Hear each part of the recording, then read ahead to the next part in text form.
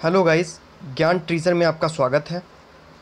आज हम बात करेंगे बहुत ही फेमस मामले की जो अभी वर्तमान में चल रहा है। अभी हाल ही में राहुल गांधी जी को 2 साल का कारावास हो गया है, जिसके लिए उन्होंने हाई कोर्ट से सुप्रीम कोर्ट के लिए अपने अपील की है। तो ये पूरा मामला क्या है, उन्हें किस धारा किस आईपीसी के तहत ये सज़ा सुनाई गई है, क्या उनका क्राइम था, इसके बारे में हम समझेंगे।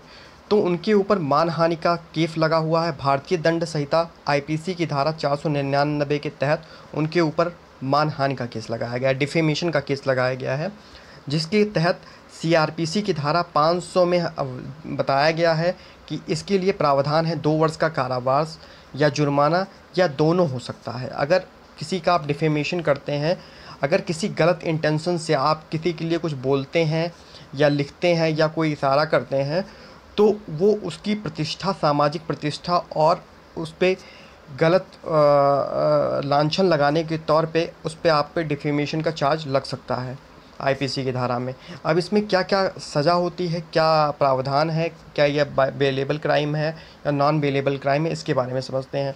तो जो आईपीसी की धारा 499 के तहत जो डिफेमेशन का अपराध है, वो एक गैर संज्ञेय अपराध है। ये संगीन अपराध नहीं है, इसको नॉन कॉग्निजेबल क्राइम में रखा गया है। मतलब ये बेलेबल क्राइम है, इसमें व्यक्ति को जमानत मिल सकती है, वो जमानत के तौर पे रह सकता है। अब हाल ही में ये मैटर क्यों हुआ, डिफेमेशन का मामला इनके ऊपर क्यों चलाया गया, इसके बारे में समझते हैं। अभी हाल ही में इन्होंने मोदी सरनेम को लेके कुछ अभद्र टिप्पणी की, जिसकी वजह से इनके ऊपर ये मुकदमा दर्ज हुआ था, जो कि 2019 का मामला है। और हाल ही में वो व्यक्ति हाई कोर्ट से ये मुकदमा जीत गया है, जिसकी वजह से इन्हें 2 वर्ष का कारावास की सज़ा सुनाई गई है। जिसके तहत अगर लोकसभा का कोई सदस्य है और उसे 2 वर्ष का कारावास की सज़ा सुनाई गई है, तो उसे सस्पेंशन के तौर पे हटा दिया जाता है लोकसभा सदस्य से। आप लोग को ये मैटर पता होगा।